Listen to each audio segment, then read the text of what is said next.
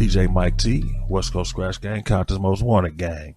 I'm here to announce officially, January 1st, 2020, Mike T will be retiring from the recording industry business. If I do anything as far as a feature, you're going to have to talk me into it, and it'll be done under the name West Coast Skratch Gang Production. But as far as CMW, all I'm going to do is run the website, run the radio station, and run certain promotions.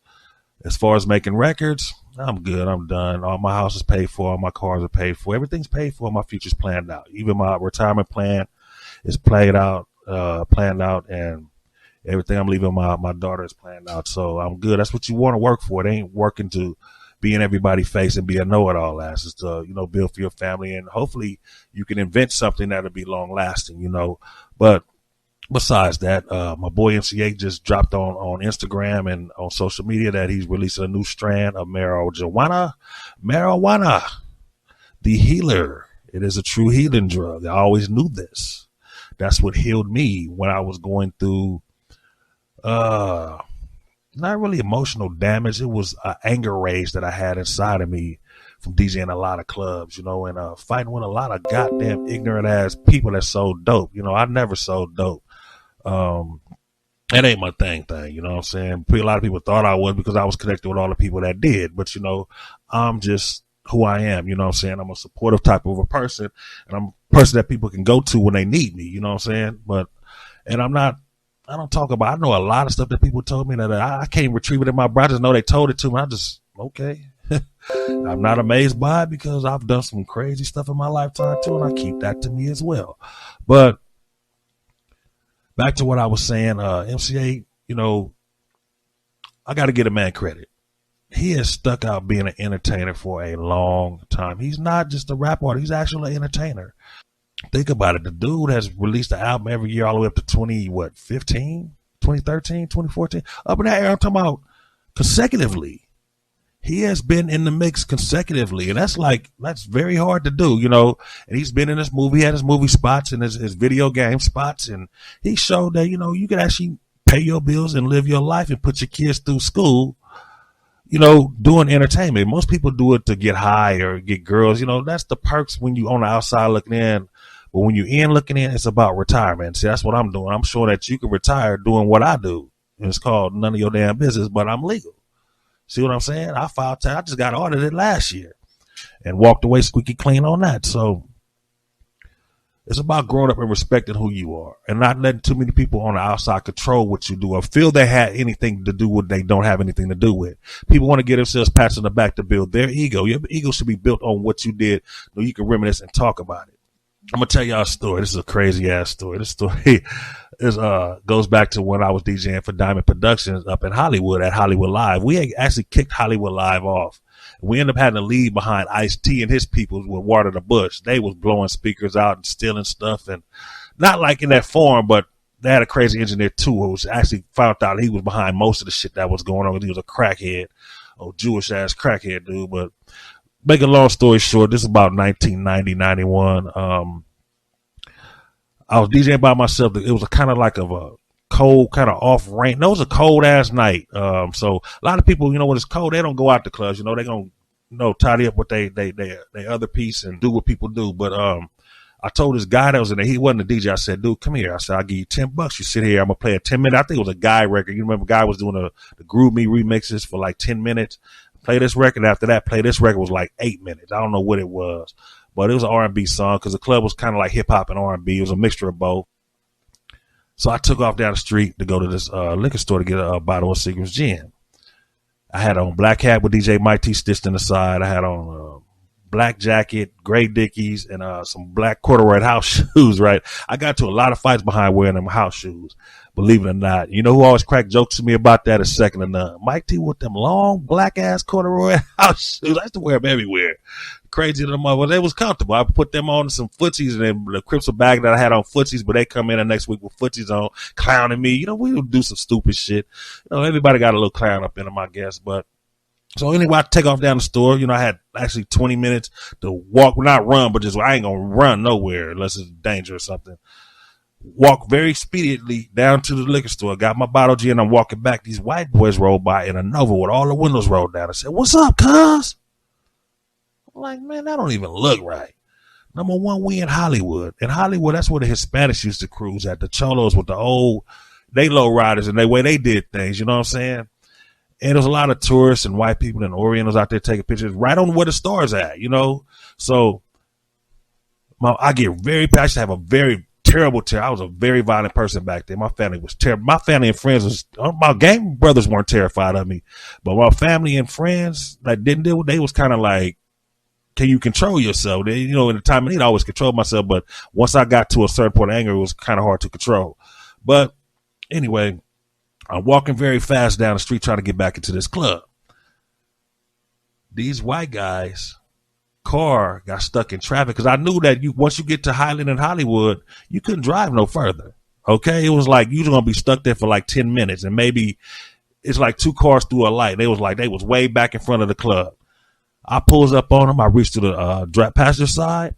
I snatched the keys out the car. They didn't see me coming. I just snatched the keys out. Like, boy, they like, what are you doing? I was like, motherfucker, who the fuck was you cousin?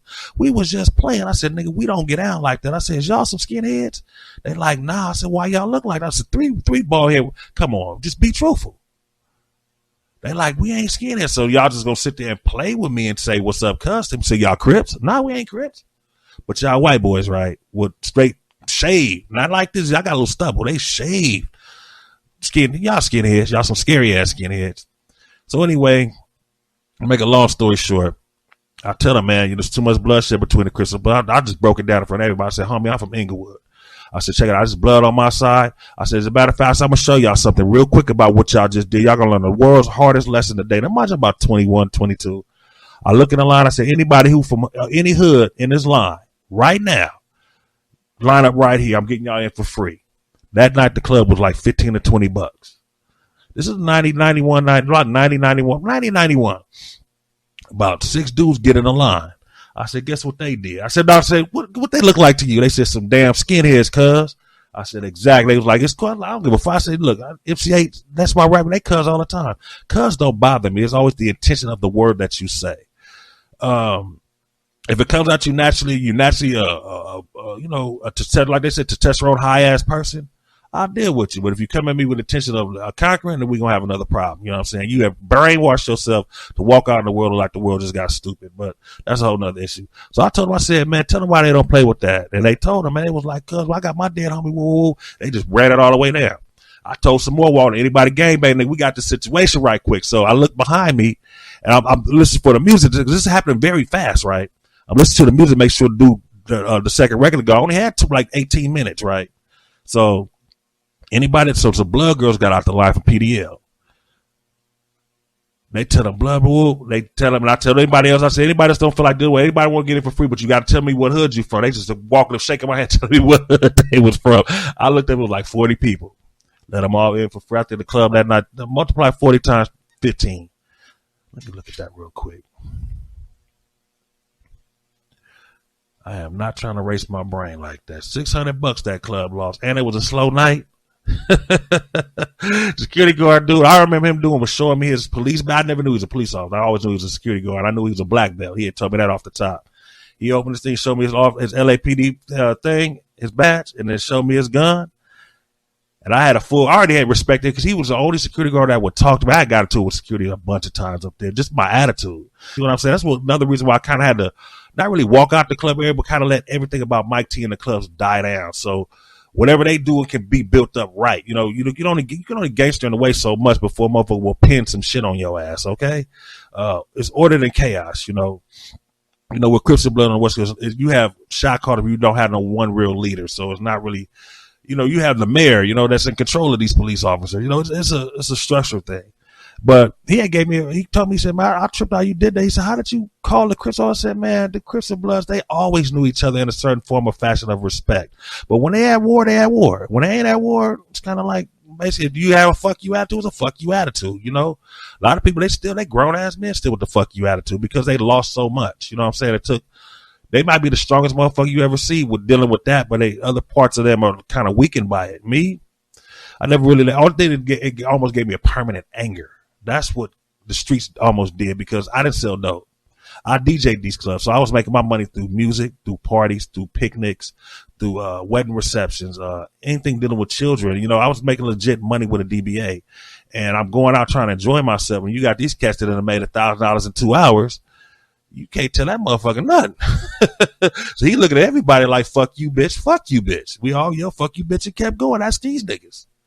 So, and Crips were always at parties. That was their MO back in the 90s, all the way to like the 2000s, the Bloods. Then they started, you know, having these spits and spats. And it's kind of, sometimes you see a Blood section and a Crips section. That was very unheard of when I was growing up. The Crips was taking over everything. And it was basically the neighborhoods and a lot of hustlers. Sometimes the gangster Crips would take over certain areas though, but they went, you know, but that's how it was back then when I was working it. But I noticed one thing, as real as I was, the hardest gangs, I never had a problem with them unless I went to step on their toes and do something crazy.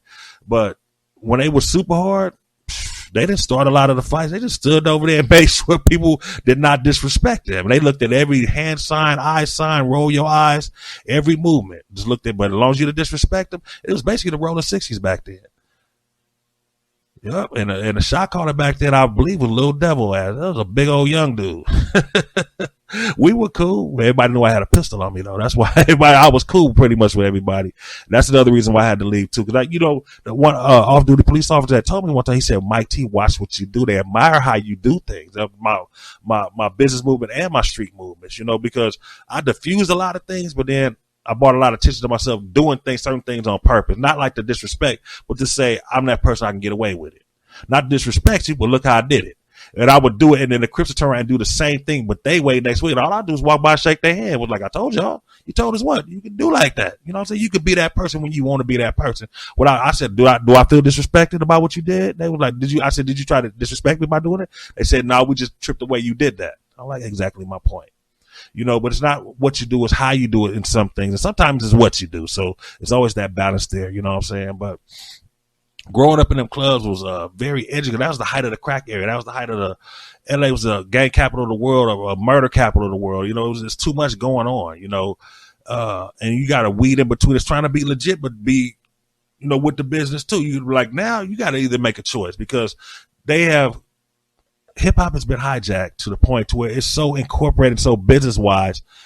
They want to see the perspective. They want to see you get yourself in trouble. They want to see how far they can bury you to see you scramble back up with apologies and tweets and twisted analytics. And it's all being written. Everything that happens in this industry is being written down somewhere, and it's being balanced somewhere to figure out what's going on and how the future's going to bring, and, you know, how fast people jumped on and what age group they're in. And, you know, there's so much going on now. It's like a whole new way that all that people want is the perks, and they're not looking at what's in depth about it, what's being embedded about this stuff, where you're going to go later. That's why I choose my battles. You see what I'm saying? With this internet, that's why I choose to pretty much pull out as far as being a face or a figure. You know, I'm not trying to go in as Mike T the Blood or Mike T the dude that used to be an ex-Blood. I mean, well, I just want to be, you want to see Mike T fishing at his resort. You know what I'm saying? At my